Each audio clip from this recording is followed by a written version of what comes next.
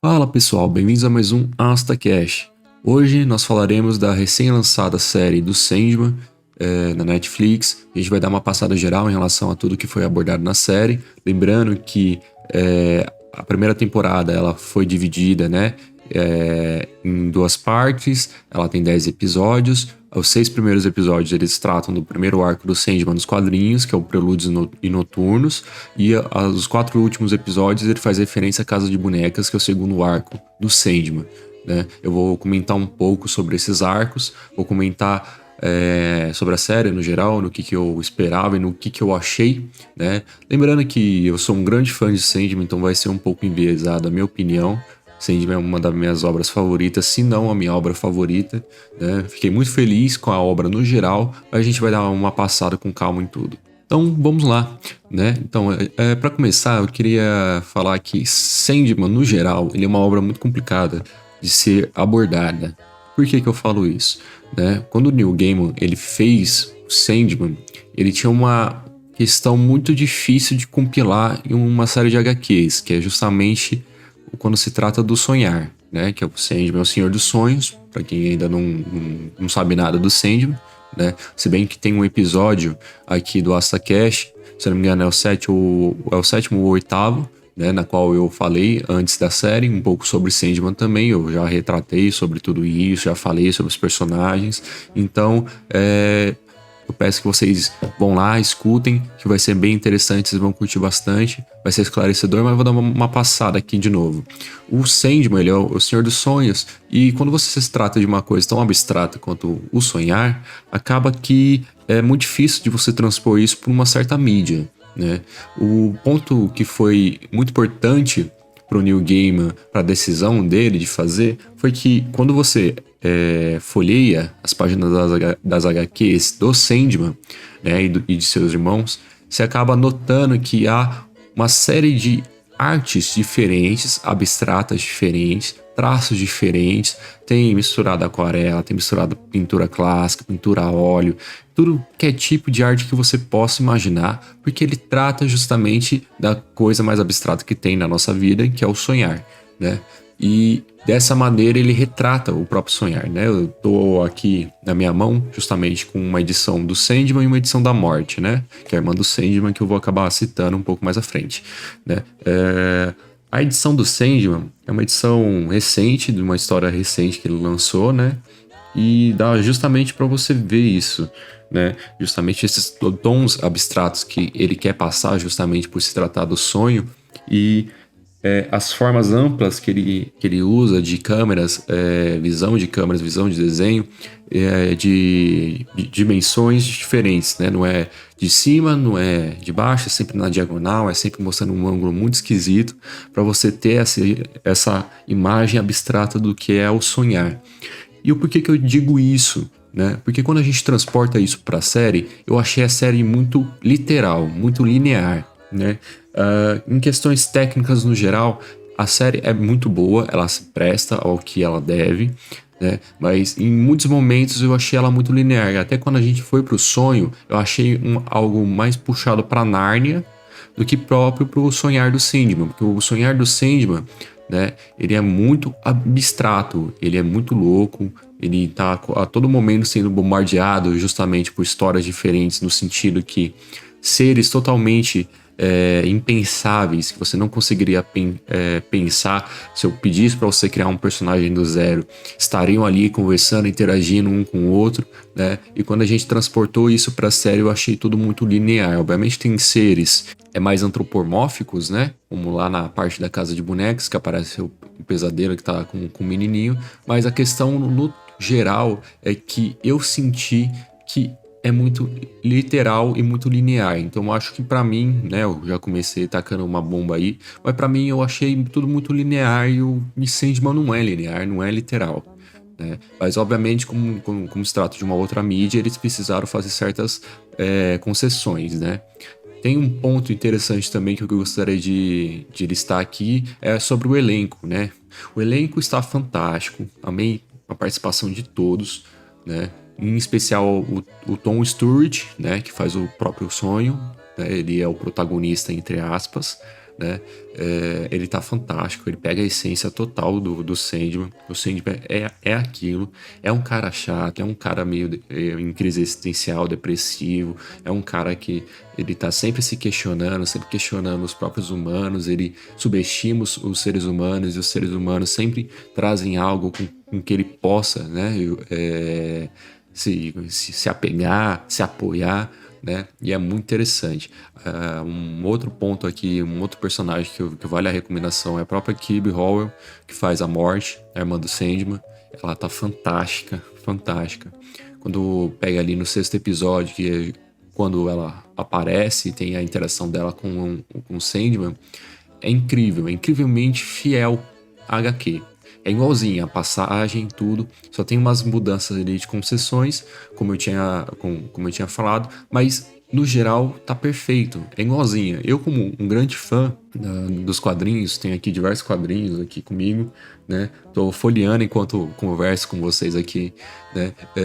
É extremamente igual. Se você pegar frame por frame da série da Netflix, é literalmente igual a passagem nas HQs, né? E é uma das passagens mais interessantes do Sandman, né? Que é quando se trata justamente o Sandman, ele conseguiu todos os seus equipamentos, né? Que é toda a saga do Prelúdios e Noturnos, quando o Sandman foi preso lá, justamente pelo Roderick Burgess, né? Que foi interpretado fantasticamente pelo Charles Dance. Charles Dance, para quem não lembra, ele é o Tywin Lannister no Game of Thrones, né? E faz uma representação fantástica do Roderick Burgess. Puta, adoro esse ator. Ele é muito bom. Ele já é um senhor de idade, mas puta ator diferenciado, de verdade. E ele é aprisionado pelo Roderick Burgess e na intenção dele, o Burgess ele queria, na verdade, capturar a Morte. Porque, primeiramente, ele queria que a Morte devolvesse o filho dele, né, que havia sido morto na Segunda Guerra Mundial. Perdão, Segunda Guerra não, a Primeira Guerra Mundial. Isso, a Primeira Guerra Mundial, né, tinha sido morto e ele queria que a Morte o devolvesse, mas ele acabou aprisionando no Sandman por engano. O que aconteceu foi que ele acabou perdendo os seus objetos de valor que continham parte do poder dele, parte dele, né? E cada um foi parar em um lugar diferente, que eu vou abordar um pouco mais pra frente, e no 6º episódio, ele acaba conseguindo de volta todos os pertences e ele tem ali, né, uma cena muito interessante, na qual ele fala com a Morte e ele tá em uma crise, porque quando ele tava procurando justamente os pertences dele, ele tinha um propósito de vida além do propósito de ser, né? O que eu falo? O propósito de ser dele é justamente cuidar do sonhar das pessoas. Os pertences dele eram um propósito maior do que o próprio ser. Ele tinha um propósito de vida, que era justamente reconquistar as coisas que ele havia perdido, né? E quando ele chega ali com a Morte, ele tá muito pensativo, tá ali jogando pão pros pombos. E a Morte é o personagem mais humano que tem dentro da série do Sandman. Ela é que faz a contraposição de tudo na vida. Eu acho fantástica a passagem dela que ela fala justamente pro Sandman. Quando o primeiro ser criou consciência, eu já estava lá esperando que ele morresse. E quando o último universo se fechar a porta, eu estarei lá levantando as cadeiras e trancando a porta do universo e fechando o bar, né? Que ela chama de bar, o grande bar, né? Onde todo mundo se encontra, que é a vida. E eu acho fantástica a passagem dela, né? Ela vai dando uma lição de moral no próprio irmão, justamente passando de lugar em lugar, coletando as almas das pessoas, as pessoas elas tendo perspectivas diferentes sobre a vida, né? A gente vê ali um bebezinho que nem nasceu direito e já morreu, né? É muito chocante a cena. A gente vê justamente um pai de família ali com a sua esposa e ele morreu afogado, o jeito que ele retrata, né? Ou até mesmo um menino, né? Na última cena, na qual estava dando em cima da Morte e ele pergunta, né? Poxa, a gente vai voltar a se ver? E ela fala, mas logo do que parece. E quando ela volta para fechar o arco dela, ele acaba sendo atropelado e ela vai ao encontro dele como ela tinha prometido, sabe? É muito bonita essa passagem, super recomendo vocês lerem e também verem na Netflix. O 6º episódio, ele é muito bom, ele também acaba abordando justamente uma passagem interessante também do próprio Sandman e da Morte, né, que remete ao século da Idade Média, né, o século XV ali mais ou menos, na qual eles escutam justamente uma pessoa que ela queria, porque queria ser imortal, né, e ele foi interpretado pelo Ferdinand Kingsley, né, que faz o Rob Gadling, né, e ele falava, puta, eu queria justamente viver para sempre e, pô, morrer. Por que eu vou morrer? Eu queria ver tudo que vai acontecer na humanidade. E o Sandman e a Morte escutando aquilo, né, eles fazem um pacto, né, na qual a Morte não mataria ele. Ele poderia morrer do que ele quisesse, ele não morreria.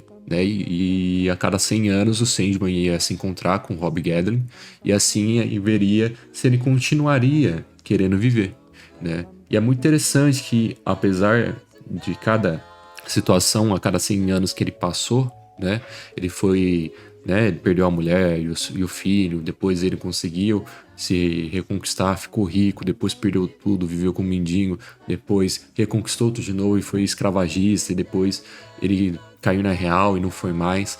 Em todas essas situações, a cada 100 anos que ia passando, o Sandman sempre perguntava: pô, você quer continuar vivendo? Quer continuar vivendo?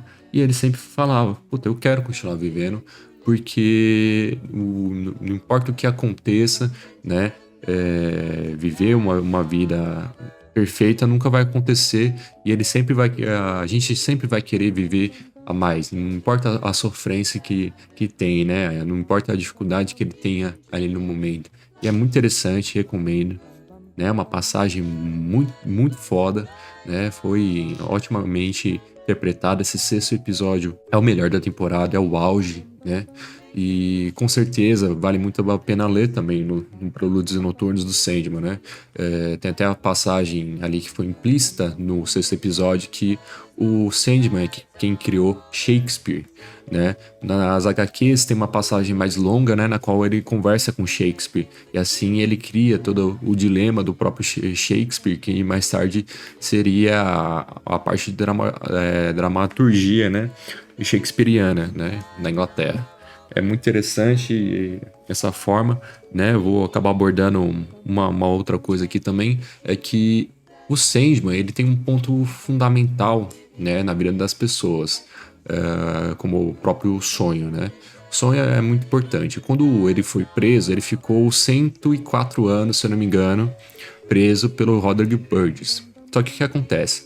Nas HQs ele fica menos tempo, porque ele se liberta na década de 80, quando foi lançado justamente as HQs. E para uma concessão mais atual, né, eles acabam liberando ele no século XXI, em 2022, como se passa a série. Por que eu digo isso? Né? Na série eles acabam passando e eles acabam mostrando alguns efeitos do Sandman no mundo em que eles vivem. Né? O Sandman, por ele estar preso, as pessoas não sonhavam, né? ou os pesadelos ou os sonhos estavam descontrolados. Assim se criou guerras, assim se criou a Primeira, a Segunda, né, Guerra Fria, Guerra do Golfo, Guerra do Vietnã. Todas essas guerras do século passado foi por causa justamente da falta do sonho, né? O sonho, como ficou desregulado das pessoas, as pessoas não acabavam, elas acabavam justamente não tendo a própria liberação ou enfrentando os seus pesadelos, os seus temores, né? Ou aproveitando um pouco daquilo que você deseja, né? Porque o sonhar não é só literalmente um mundo fantasioso, você pode viver lembranças ali, como no caso de bonecas que eu vou abordar mais à frente. Mas a questão interessante é que, pela falta do sonhar, né? As pessoas, pelos medos que ela tinha, elas não enfrentaram esses medos, esses pesadelos nos sonhos, né? E por não enfrentar, eles acabaram pegando esses medos e colocando em outras pessoas, e assim gerando guerra, gerando desconfiamento, gerando todas as causas que rolou no século passado. Eu acho muito interessante e isso não foi abordado na série, que é o peso do Sandman, o peso justamente do que é o sonhar. Eles fizeram ali justamente explicando uma passagem também tem na HQ, que é justamente pela falta do sonhar, né? Ficou implícito ali na série que houve uma doença na qual as pessoas não conseguiam dormir ou elas dormiam por muito tempo, né? Até quando o sonho se libertou e elas acordaram de novo, né? Que é um dos plots da Casa de Bonecas, que depois eu vou explicar. Mas a grande questão é que ficou muito raso, ficou muito pouco o porquê o sonhar é tão importante, sabe? Quando eu assisti, eu senti, né? Eu tentei ser o mais imparcial possível, né? Mas como eu já tinha dito anteriormente em outros episódios, meio que impossível eu ficar imparcial quando a obra ela já tem outra mídia, né? Eu sei que ela é uma adaptação, né? Mas até a mesma adaptação ela precisa ter certas concessões, senão ela tira um peso do próprio personagem, se torna a obra mais fraca, né? E esse peso era muito importante, eu achei que eles iam retratar de alguma forma, não foi retratada. Aí, se mostrasse o peso, pô, durante o século passado, o Sandman estava dormindo, dormindo, entre aspas, ele estava preso, e por ele estar preso, as pessoas não puderam enfrentar seu sonho, não puderam conviver com os pesadelos que ele tem na vida, e assim criou guerras, criou discussões, criou conflitos. Pô, isso dá um peso muito maior, na minha opinião, e eu senti falta disso, né? Tem certas concessões que eu vi o pessoal reclamando, né? Essa que eu falei anteriormente não me incomodou tanto, mas eu achei que era necessário para a série. Agora tem certas concessões que, ao meu ver, não faz sentido nenhum, né? No sentido do pessoal reclamar. Teve um pessoal que estava reclamando justamente porque o Neil Gaiman ele trouxe para essa série, né? Ele está ativamente, né, participativo nessa série do Sandman. Eu fico muito feliz com isso, que é a obra dele, né? Ele que escreveu. E está ativamente com muitos personagens homossexuais, LGBT, né? Isso teve uma discussão muito fervorosa no próprio Twitter, né? E o que eu acho disso, né? Primeiramente, é aquilo que eu já citei em alguns episódios anteriores e eu vou citar de novo. Não importa quem é que seja, desde que faça sentido com a obra no geral. Vou dar um exemplo. Tem, na obra original, quando pega ali o Sandman conhece o Constantine, a gente fala do John Constantine, né? Nas HQs é o John Constantine. Quando tem aquela passagem justamente com a mulher que ela acabou utilizando muito o pó, a areia do sono do Sandman e ela acabou perdendo a vida ali, né? É muito chocante, é muito pesada. Nas HQs é baseado com John Constantine, mas aqui na série, quando foi transposta, né, foi feita a concessão, eles não podiam usar o Constantine porque o Constantine é da Warner, né? E a Netflix eles só tinha direito de alguns personagens ali. Então o que eles fizeram? Eles pegaram uma mulher e eles criaram uma história em relação a ela, que é a Jenna Coleman, né, a atriz, que está interpretando a Joanna Constantine.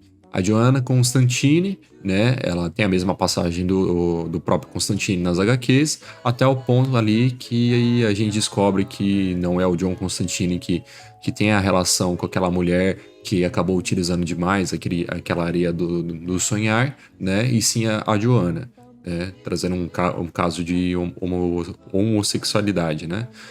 Pra mim, tanto faz se fosse o John ou a Joanna Constantine ali tendo aquele caso, não interfere no plot da história. O plot da história, ele tá ali, ele tá ele tá coeso em si, né? Assim como o restante da série, né? O Mace Alexander, que faz o próprio desejo, tá fantástico, eu acho incrível. Ele pega a essência do que é o desejo, né? Que é querer ser andrógeno, né? Que com características muito soberbas, né? Que faz uma contraposição ao próprio Sandman. Eles são um o oposto do outro, porque o que seria o desejo se as pessoas não sonhassem, né? Com o seu futuro ou com aquilo que eles queriam, né? É muito poético essa dualidade que eles têm.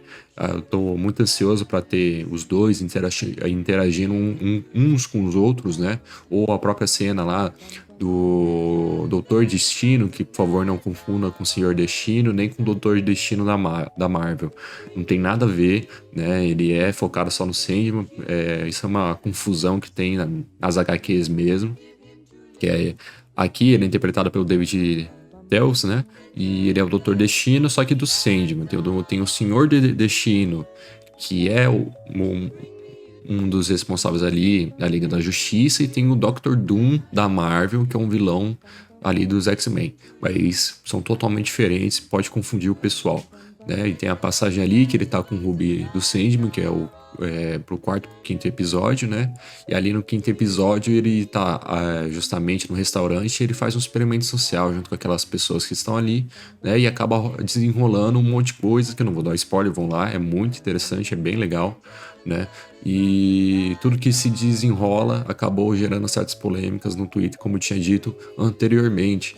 E como eu disse, não afeta o plot principal da história, não interfere no que está sendo dito ali, né? Eu acho que se fosse homem ou mulher, gay ou não importava nada para dentro da coesão da história. Então não me incomodou e eu acho uma grande besteira o pessoal que acaba ligando justamente para isso, né? Eu acho que sim, foi muito bem adaptado, eles fizeram as concessões que precisavam, né? Eles deram espaço justamente para pessoas que ficaram formidáveis nos papéis e eu estou muito feliz com a obra no geral, né? Essa dúvida que o pessoal acaba gerando, esse conflito, esse burbúrio, né? Que o pessoal acaba utilizando justamente porque viu um ou mais homossexual ali na série e achou ruim. Eu acho uma grande besteira, todos estão muito bem encaixados dentro da obra, né? Dentro da proposta do que é a obra, né? Que Sandman, como eu tinha dito anteriormente, no meu outro episódio, ele é isso, ele é uma grande discussão e ele gosta muito de pegar certas minorias e trabalhar em cima dos dramas dessas minorias para gerar um enredo do próprio Sandman, né? Para dar uma força pro próprio Sandman, né? É isso que é o ponto principal do Sandman, né? Não vá achando que Sandman é uma batalha de super-herói, que é só porque que ele faz parte da DC, ali na Liga da Justiça, você, puta, vai chegar ali e vai ver um monte de coisa. Ah, super-herói, sai na porrada, homem musculoso, mulher forte e bonita. Não, mano, não é disso que se trata. Sandman pode até ter, mas o Sandman é muito mais do que isso, é uma puta discussão. O Sandman é feito de diálogos, não tem quase nenhuma interação física ali no sentido, né, agressiva do próprio Sandman. Até a batalha do Sandman ali no terceiro ou quarto episódio contra a Lucifer, né, que foi interpretada pela Gwendolyn Christie, né, que também participou do Game of Thrones. Ela interpretou a Brienne of Tarth do Game of Thrones. É um personagem muito interessante e que acaba captando um pouco a essência do Lucifer, apesar que eu acho que a atriz em si, ela tem uma certa dificuldade ali em certos momentos de transpor certas questões, né? Ela é muito icônica no jeito de ser, e isso pode acabar atrapalhando um pouco na interpretação dela, né? Tem vezes que, ao ver a atuação dela, acaba me tirando um pouco justamente do próprio personagem que ela deveria ser, que é Lúcifer, né? Mas no geral a interpretação dela é muito boa e tem uma batalha justamente de Lúcifer contra o sonho, né? De novo, houve uma concessão ali, né? Eles tiveram que adaptar porque na passagem na HQ, né, é muito mais tensa no sentido que tem muitos demônios aparecendo, puta, tem um monte de gente ali em volta. Quem enfrenta o sonho na HQ é o próprio demônio que roubou o elmo dele. E aqui eles quiseram justamente dar um ponto maior para a obra, trazendo o próprio Lucifer, que foi abordado na série, que nas HQs ele tá só ali participativo, ele só ajuda o Sandman justamente a achar o elmo dele, né? Eles acabam fazendo com que o Sandman batalhasse com o próprio Lucifer justamente para dar uma certa magnitude no poder do Sandman, né? Assim como o próprio Lucifer. Lembrando que dentro do mundo do Sandman, né, deuses, demônios, seres sobrenaturais dessa perspectiva existem todos e todos são frutos justamente do sonhar, né? Tem uma passagem que eu acho muito interessante do próprio Sandman, na qual eles acabam tocando no ponto, né, em relação à criação de religiões e deuses, e o próprio Sandman ele fala: o que seria dos humanos se eles não imaginassem, não sonhassem com aqueles que os fizeram, né? E então, ou seja, os deuses eles são frutos do próprio sonhar, né? Eles são frutos do próprio Sandman e da própria criação dele, né? Existe um ser superior e até maior do que os próprios irmãos ali, né? O sonho, a morte, o destino, o desejo, enfim, né? Que é o próprio caos, né? Ele fala que é o caos. E ele é um personagem super interessante, mas vou deixar para outro episódio. É difícil de falar sobre, é muito complexo. Vou ter que abordar outros personagens também, como a própria mãe do Sandman, né? O Caos é o pai do Sandman e a mãe é outra coisa, a gente vai ter que falar sobre isso. E o que acontece? O Sandman, no geral, ele foi muito bem abordado dentro dessa série, eles trazeram as principais questões ali, que é muito interessante em relação à obra principal, né, que é a HQ, ali contra a luta contra o Lúcifer, né, é uma batalha de palavras. Eu confesso que eu fiquei um pouco em dúvida, porque quando eu tava escutando, eu pensei, né, depois que eles trocaram as roupas ali, começou uma música diferente, eu falei, vixe, sério que eles vão sair na mão? Aí eu já tinha ficado um pouco desgostoso, porque eu falei assim, puta, mas Sandman não é isso, não tem por que eles saírem na mão. Porque eles ficaram com umas roupas de luta mesmo, tudo. Aí eles começaram a falar, aí eu entendi que isso foi uma pura estética ali, do nada, entendeu? Foi uma pura estética, uma concessão estética para transpor justamente uma fala para um audiovisual, né? Uma fala de um livro para um audiovisual, eu entendi aquilo, e eles começaram a luta. A luta é muito interessante, que é um jogo de poder, um jogo de escalonamento, né? Na qual um acaba criando um conceito e você tem que sempre superar aquele conceito anterior, né? Até o ponto que o Sandman vira e fala que ele é a esperança, né? E isso, né? Eu tava assistindo com a minha própria esposa aqui, com a Emily, e isso foi uma dúvida também que me gerou, e a ela também que assistia, né? Me gerou quando eu li a HQ, porque, né? Foi uma puta cena da hora, assim, no sentido dos conceitos que eles trazem, né? O Lúcifer, sempre impactante, tudo. E quando ele fala esperança, todo mundo, eu imagino que a maioria vai ficar assim, ué, por que eu sou esperança? Né? E muito tempo depois, quando ele tá falando com o Doutor Destino, nos próximos episódios, no quinto e no sexto, a gente acaba entendendo isso, né? Que o sonhar, ele depende muito da esperança das pessoas, da fé das pessoas, né? No sentido que, o que seria, né? Eu vou pegar uma própria fala do Sandman ali no inferno, que Lúcifer não queria deixar ele ir embora e perguntou o que é o sonho aqui no inferno, e ele fala, né? Isso traz muita característica ao o porquê que ele é a esperança, né? O que seria dos que estão sofrendo ali no inferno se eles não tivessem a capacidade de sonhar com o paraíso, né? Essa frase é muito impactante, porque fala o que é o sonhar, né? Até aqueles seres sobrenaturais, eles também sonham, e as pessoas que acabaram caindo nesse sofrimento, o que seria delas, o que seria do próprio sofrimento se elas não pudessem sonhar com o paraíso que elas teriam ido, né? Com esse peso, essa dualidade que tem.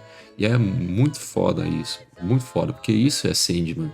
Isso é o que se trata a obra do Sandman, essa discussão clara sobre religiosidade, fé, sobre minorias, sobre conceitos abstratos, sobre o próprio sonhar, sobre o próprio desejo, sobre a própria morte, né? Sandman foi muito importante para mim na minha adolescência, para eu criar um conceito definido daquilo que eu acredito, né? Não só em relação à religião, fé, mas em sentido que a coisas abstratas mesmo, é você lidar com a morte, é você lidar com seus desejos, né? Tem passagens incríveis de histórias da morte, né? Que ela justamente ali na década de 80 ela já lidava com próprias histórias sobre estética abusiva, né? Sobre drogas, né? Sobre alcoolismo, coisas que são que fazem referência até hoje na nossa vida, né? Quem não conhece um parente que tem problema com alcoolismo, um parente que é louco para se enfiar em um monte de cirurgia esteticamente, ainda mais hoje com as redes sociais, entende? Sandman se trata muito dessa discussão, e isso é o peso do ponto do Sandman. Isso é o que torna crível a obra em geral, né? A gente também tem que falar da própria Luciene, né? Interpretada pela Vivienne, né? O nome é muito parecido, né? Coincidentemente. Mas a Luciene tá fantástica na obra principal. É o Luciene, mas de novo, não faz diferença nenhuma se é o ou a, né? Principalmente porque ela interpreta muito bem, ela passa justamente a ideia geral do que é a Luciene, né? Que é o braço direito do Sandman, ela que governa os sonhos enquanto o Sandman não tá, ela que bota as rédeas no próprio Sandman, ela é parte consciente do Sandman, porque o Sandman, ele é um conceito, né? Como a própria série explica, O Sandman, ele é um ser abstrato. Cada pessoa pode ver ele de uma forma diferente. E por ver ele diferente, né, ele é um poço de sentimentos, né? A gente vê isso muito na série. Ele tá sempre em conflito com seus próprios sentimentos, porque o sonho, ele é isso. Ele é essa dúvida, ele é justamente esse caos ambulante, né, em uma personificação ali. Eles trazem muitas questões humanas para o próprio sonhar, né, que é a maior questão abstrata que tem, né, referente aos seus próprios irmãos. E a Luciene é essa lucidez no mundo dele, né. Tenho que falar aqui também do próprio David Tewis, que ele fez o Doutor Destino ali. Ele é um dos, ou se não, o principal vilão ali da série, né? Ele acaba descobrindo que ele tá com o Rubi e tem toda uma saga atrás do Sandman por esse Rubi. Depois que o Sandman ele acaba recuperando justamente, né, o saco dos sonhos ali de areia com a Johanna Constantine, na passagem que eu falei ali, na qual a ex-namorada dela tava usando e acaba morrendo pelo excesso ali do sonhar, não fazendo mais nada, que também é um dos plots da Casa de Bonecas. Depois ele vai pro inferno, ele batalha contra Lúcifer e ele acaba recuperando o elmo dele, né? O elmo dele que parece uma máscara de gás, né? Mas tem umas outras questões que eu não vou abordar agora, senão vai estragar, é um spoiler, né? Que é referente aos próprios objetos dele, porque ele usa objetos, mas provavelmente eles vão abordar isso num futuro próximo. E ele vai atrás justamente do Doutor Destino e ali, né, acontece justamente em casos como serial killers, né? E a gente acaba descobrindo um pouco do por que é tão importante justamente os objetos que ele usa ali, né? Um outro ponto que eu queria salientar é que tem um outro vilão já predefinido na série, né? Tirando o próprio David Tewis, que acabou ali no quinto episódio já fechando o arco dele, mas tem o Coríntio, né? O Coríntio é um pesadelo feito pelo Sandman, né? Quando o Sandman foi preso, esse Coríntio ajudou o Burgess a justamente aprender ele e a conter o poder dele. Só que o que acontece? Nos quadrinhos, o Coríntio ele é um personagem muito difícil de ser caracterizado. Por quê? Porque ele tá sempre pulando de arco em arco. Ele nunca aparece definitivamente em um arco específico. Ali na Casa de Bonecas ele acaba aparecendo mais, mas no Prelúdios Noturnos eu achei que eles se apoiaram demais no próprio Corinthians, né? Como se ele estivesse tramando as coisas por trás. Eu não achei ruim, né? Mas eu fiquei um pouco em dúvida em questão na própria importância do Corinthians, né? Porque o Corinthians ele tem uma ação definitiva na série inteira. É ele que tá arquitetando as coisas por trás. E esse peso que dá do próprio Corinthians acaba o expondo demais, até o ponto dele ser conhecido como um famoso serial killer, psicopata que arranca os olhos. Né? Nos quadrinhos tem certas passagens referentes a isso, mas são mais leves, o que faz com que ele seja mais low profile, né? Ele não seja tão arduamente vívido ali, né? Que as pessoas não notem tanto quanto a própria passagem ali na Casa de Bonecas, que acaba tendo pessoas que são viciadas em coleções, né? E acabam admirando muito porque ele coleciona olhos humanos, né? E acabam chamando a atenção dele, matando outras pessoas e coletando os olhos. Mas essa questão, né, foi um pouco estranha para mim, porque essa relação do próprio Corinthians me deixou em conflito, né, com a própria obra. Porque eu imagino que eles vão estar preparando algo muito maior no futuro com o próprio Corinthians. Coisa que na HQ acaba não acontecendo, né? Isso me gera algumas dúvidas, mas também não é estranho. Foi só algo que eu notei ali, né, em referente à própria história principal. Porque essa série do Sandman, ela é muito baseada justamente nas HQs, ela é extremamente fiel ao que se deve, aos plots principais, a toda a discussão, tem cenas idênticas ali referente às próprias HQs, mas essa questão me chamou um pouco de atenção porque parece que eles vão mudar, né? Assim como o próprio desejo, né? Acaba passando ali um ar que justamente vai ser um dos vilões do Sandman em um arco futuro também, né? A gente sabe que ela estava arquitetando alguma coisa por fora, junto com a sua irmã gêmea, a Desespero, que também foi muito interessante. O conceito que eles trouxeram para os dois personagens, né? A forma humana deles, os atores que eles pegaram é muito representativo, eu achei muito interessante, de verdade. Estou muito curioso para uma maior participação do próprio Desejo, né? E é muito boa a série no geral. Eu acho que ali, depois do sexto pro sétimo episódio, quando sai do Prelúdios Noturnos e entra no caso de bonecas, eu acho que tem uma quebra muito alta ali. Eu acho que a maioria do pessoal vai ficar muito incomodado, porque a gente vai entendendo sobre o Sandman a cada episódio ali no começo, e do nada o Sandman não é mais protagonista. O Sandman ele vira um segundo plano, ele vira um co-protagonista, né? A trama se passa no mundo dele, mas o foco não é ele, né? O que me deixa justamente um pouco chateado, assim, entre aspas, porque fica meio estranho. Realmente, eu achei que fica esse corte que tem de transição entre uma parte e outra acaba tirando certo peso do próprio Sandman, né? Principalmente porque eles precisam adaptar a Casa de Bonecas, que é uma saga totalmente paralela ao Prelúdios Noturnos, porque assim, o Prelúdios Noturnos ele é uma série de HQs de 7 ou 8 volumes, não me lembro bem.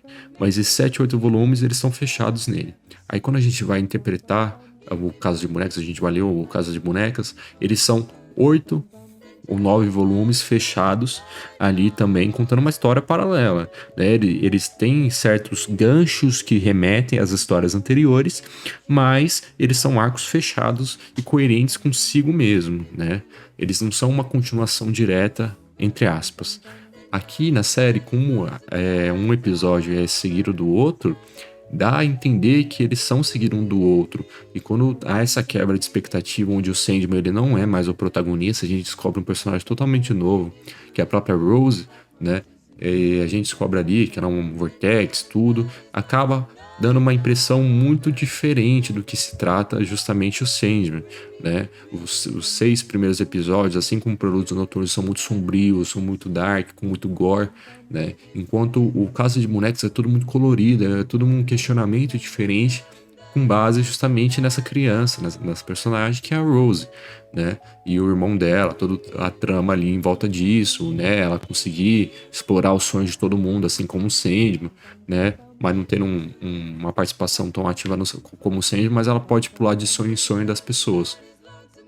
E essa quebra, justamente, de design e também de história acaba incomodando muita gente. Eu entendo isso, vi diversas críticas em relação a isso, entendo perfeitamente, eu também achei estranho, mas como eu já sou inteirado por dentro da obra, né, eu não achei tão estranho assim, era algo que eu até esperava, né, quando eu comecei a ver, eu já tinha entendido justamente que eles teriam que fazer algo do tipo, porque misturar essas histórias, Produtos Noturnos e Casas de Bonecas, são coisas tão diferentes, tão abstratas, com designs tão diferentes e ideias diferentes pro próprio enredo, que eles teriam que fazer algum gancho ali e ficaria estranho mesmo, né? É um ponto que eu acabei notando. O caso de Bonecos é muito interessante a discussão que ele traz, né? Justamente ali pelo irmão da Rose, que ele acaba sofrendo violência porque o pai e a mãe eram separados, o pai pegou a custódia, o pai morreu e ele ficou com os amigos do pai, e os amigos do pai o tratam como lixo, justamente só para pegar a pensão ali do menino, né? Só para pegar o dinheiro do seguro do menino. E tem toda uma discussão em relação ao menino viver justamente ali nos sonhos dele. A gente descobre que ele está sendo controlado por um pesadelo, só que esse pesadelo ele não quer ser mais pesadelo.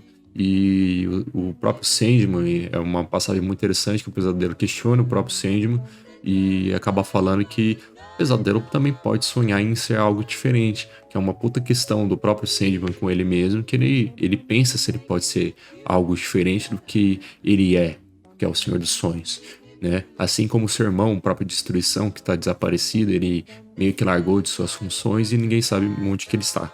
Mas é uma boa questão ali, que o pesadelo não quer ser mais pesadelo e ele estava ajudando, na verdade, o menino, que ele estava sofrendo abuso, e o único momento que ele tinha para ser reconfortante ali para ele, para conseguir um certo conforto na vida dele, era ali no sonho, junto com o pesadelo dele, que ajudava ele. Pesadelo entre aspas, né, que ajudava ele. A gente também descobre justamente, tem a passagem da Lita Hall, né, que é muito interessante, é uma questão que envolve a própria morte. Ela perdeu o marido dela e ela sofre uma eterna discussão com ela mesma, porque nos sonhos ela sempre se reencontra com aquele que ela amou, né, com o marido dela, e eles têm uma vida feliz ali dentro dos sonhos, até o ponto dela não querer mais viver a vida normal, ela só quer sonhar, né? É uma questão muito interessante do que é o próprio sonho, né? Ela tem essa questão vívida nela mesma, que ela perdeu a pessoa que fazia ela feliz, e toda a vida que ela não viveu, ela pode viver nos sonhos, até o ponto dela largar a vida dela na real e só dormir. É uma puta discussão interessante isso, né? Também é uma puta referência, também é uma outra passagem que acaba tendo no Casa de Bonecas, né? Que é interpretado justamente pela Unity Kincaid, né? Que é a Sandra James Young que interpreta. A Unity, ela é referenciada ali nos primeiros episódios do Sandman, ela era criança, ali no século X, mais ou menos, quando o Sandman foi aprisionado. E o que acontece? Ela dormiu até quando o Sandman reviveu, né? Ele saiu da sua jaula e ela acordou velha. Só que dentro da mente dela, no sonhar dela, no mundo do sonhar, ela falou que ela viveu uma vida perfeita. E por ela ter vivido essa vida perfeita, né? Quando ela foi para a vida real, ela percebeu que nada daquilo era real, né? E isso foi um grande sofrimento para ela e é um puta dilema junto com a própria Lita Hall que tá vivendo isso. Até o ponto que ela não quer mais viver a vida real, ela quer só viver nos sonhos. E a interação do próprio Sandman com ela, puta, é muito interessante. No geral, eu super recomendo a série. Ela tem críticas, ela tem discussões muito interessantes. Se você conseguir pegar elas, se você conseguir analisar elas. Obviamente, se você assistir por assistir, sem fazer muita questão, vai passar muita coisa, né? Mas no geral, a série é ótima. As críticas que o pessoal acabou fazendo no próprio Twitter em relação aos homossexuais, no geral, que contém na série, não faz sentido nenhum, na minha opinião, né? Achei incrível cada papel, cada personagem, quando aparece o Abel e Caim, né? É muito interessante a relação dos dois, igualzinho a relação dos dois no próprio quadrinho, né?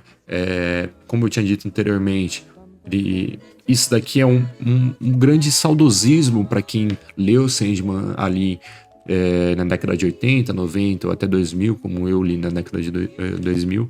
E eu fico muito feliz da obra ser adaptada do jeito que ela foi. Entendo que há certas questões que seria interessante acabar sendo revisadas, lembrando que é só a primeira temporada. Primeira temporada de série é meio complicada, porque você precisa fazer justamente o primeiro episódio ser muito impactante, que ele é impactante, e os próximos episódios tem que manter uma coerência, né? Mas com um salário meio reduzido ali, com um valor meio reduzido, porque o primeiro episódio tem que ser o mais chamativo para a pessoa continuar assistindo aquela série, né? Até por isso que as grandes produtoras elas pedem o primeiro episódio, né? Quando há a proposta de fazer, para justamente ver o que vai dar. No geral, a série ela é coesa consigo mesma. Há certas confusões ali que podem acabar gerando confusão pro pessoal. Há certas dúvidas que eu sei que o pessoal vai ficar. Mas se o Sandman é onisciente, ele é onipotente, ele tá em todo mundo, ele tá só em alguns. Como é que é essa relação do próprio Sandman com o poder dele? Essas coisas vai ser abordada em outras questões. Você vai acabar descobrindo um pouco disso em outras questões. Não tem como ser abordado isso, né? Nesses 10 episódios, nem a proposta, ele só quer apresentar o personagem para você nesses 10 episódios, ele quer tratar um pouco mais sobre o que é o sonhar, o que é a morte, o que são aqueles personagens, qual é a relação deles com o próprio Sandman, né? Tudo entrelaçando entre eles com o próprio Sandman, né? Essas questões vai ficar para um outro arco, se for adaptado. Lembrando que eles adaptaram 400 páginas, né, em uma série de 10 episódios. É incrível que eles tenham conseguido adaptar de uma forma fiel a obra. Essas 400 páginas de HQ, né, em 10 episódios. Fiquei extremamente feliz, né? Como eu tinha dito anteriormente, tem páginas e cenas que são totalmente iguais e fiéis, né? As concessões são muito coerentes, né? Tem filmes aí da Marvel que eles não conseguem fazer algo coeso e coerente com a própria obra original, né? E isso que tem muito menos volume, muito menos página para ser adaptada do que o próprio Sandman, né? É incrível que ele tenha conseguido adaptar 400 páginas de conteúdo em 10 episódios. É muito incrível mesmo. Fiquei muito feliz, espero muito, né? Foi anunciado que vai ter uma segunda temporada. Ali no último episódio tem um gancho, né? Eu acabei vendo só a ponta final, como eu já conheço a história. Os 2 últimos episódios eu acabei não vendo, mas eu vi a ponta final só para poder fazer esse podcast, né? Mas no geral eu fico muito feliz com a obra no todo, né? Se fosse para dar uma nota de 0 a 5, eu daria 4,5. Tem certas questões ali que realmente me incomodaram, como o próprio sonhar, como a própria representação do sonhar, né? Eu achei que poderia ser mais justamente uma questão mais abstrata, não tão literal. Me incomodou um pouco a série ser literal demais, mas faz parte, né? Ele tem que explicar conceitos muito abstratos e difíceis para o público em geral, e no geral ele é muito bom, né? Mas diz aí, o que vocês acham? Né? Deixem aí um comentário, falem lá no meu e-mail que tá anexado aqui, né, mostrando minhas redes sociais. Mandem lá uma mensagem, a gente faz uma discussão, eu leio os e-mails, os comentários, sempre no começo de cada episódio, se tiver, né, para justamente fomentar essa discussão que é tão importante para mim, né, imaginam para tantas outras pessoas. Eu quero dar essa voz para as pessoas poderem discutir, falar daquilo que elas curtem, como eu comecei esse podcast, né, essa é a proposta principal desse podcast. Então, obrigado a todos que escutaram. Esse foi mais um AstaCast.